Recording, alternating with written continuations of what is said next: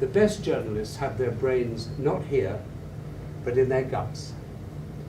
And from early May, my guts were telling me that there was going to be a war. So I persuaded my employer, Independent Television News, to let me go early with a crew to film what I thought was the countdown to war. Now, in those weeks, I witnessed Israel's military and political hawks rubbishing Prime Minister Eshkol. They were painting him as indecisive, weak, frightened to stand up to Nasser. Their objective was to create a crisis of confidence which would force him to resign. Well, he didn't resign, so the generals revolted. And they demanded that Prime Minister Eshkol, he was both Prime Minister and Defense Minister, they demanded that he hand over the defense portfolio to Israel's one-eyed warlord, General Moshe Dayan. That happened on the 1st of June. I said to myself, Israel will now go to war in a matter of days. I actually forecast that it would go to war on the morning of Monday, June the 5th.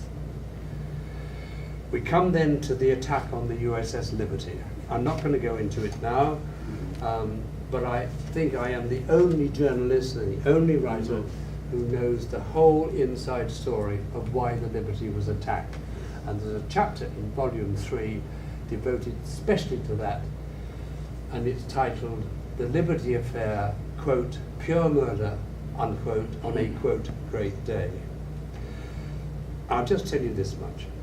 The key to understanding why Dayan ordered the attack on the Liberty is in President Johnson's pre-war understanding with Israel's generals. Probably through Defense Secretary McNamara, Johnson gave Israel's generals the green light to attack Egypt, but it was a conditional green light. On no account was Israel to widen the war to take Jordanian territory, and even more particularly Syrian territory. The fear was, and Dayan intended to do just that if the opportunity arose. Now the fear was, in sensible Washington, Nasser had been armed by the Soviets. The Syrians had been armed by the Soviets. Now, I must tell you, Nasser hadn't wanted to be armed by the Soviets. He begged and he begged and he begged America to arm him. It was only when America refused that he turned to the Soviets. Anyway, that's in parentheses. The fear in sensible Washington was, if Israel extended the war, and if it attacked Syria as well, there might be an East-West confrontation. The reasoning being, the Soviet Union could probably live with the humiliation of the defeat of their Egyptian partner, but they might not be able to live with the humiliation of the defeat also of their Syrian partner. And that's why the Liberty was there. It was there to listen in to Israel's communications, which would say that Dayan was about to redeploy to widen the war. It's a much more complicated story than that, but had the Liberty have not been taken out, it would have transferred the proof to Washington that the generals were breaking their word, that they were going to redeploy to Jordan and Syria.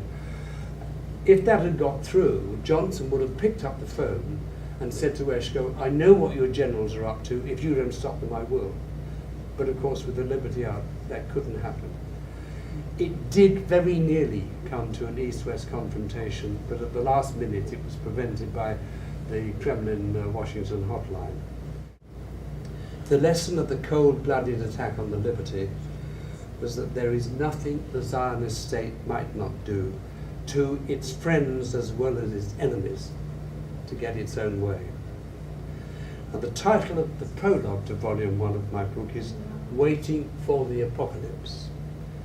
I draw it to a close by quoting one of the two Israelis I most admire. He is retired Major General Shlomo Gazit. He was the best and the brightest of Israel's directors of military intelligence.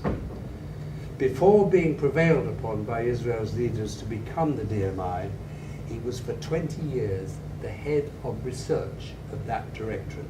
Now what that meant, my friends, is that he was the #1 expert in the world on the reality or otherwise, of the Arab military threat. Over coffee one morning in 1980, I said to him, Shlomo, I've come to the conclusion that it's all a myth. Israel's existence has never ever been in danger. He was stirring his coffee and he stopped in mid-stir and he said to me through a very sad smile, quote, Alan, the trouble with us Israelis is that we have become the victims of our own propaganda. Now, at this point, and I'm sad that our two Jewish friends have gone, we'll understand why they couldn't take any more of it. I'd like to say just a little about why the truth has to be handled with great, great care. The problem with the truth of history, not only the truth about Israel's attack on the liberty, but its ethnic cleansing of Palestine, and many other manifestations of its arrogance and power, is that it could provoke anti-Semitism throughout the Western world, where most Jews live as citizens. But there is, in my view, a way to exorcise this danger.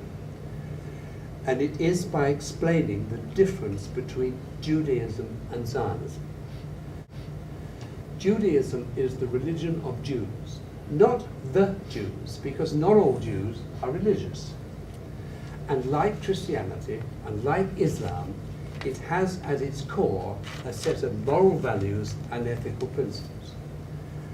Zionism, as Jewish nationalism, is a colonial ideology and enterprise, which in the process of creating in the Arab heartland a state for some Jews, mainly by terrorism and ethnic cleansing, made a mockery of and demonstrated contempt for the moral values and ethical principles of Judaism.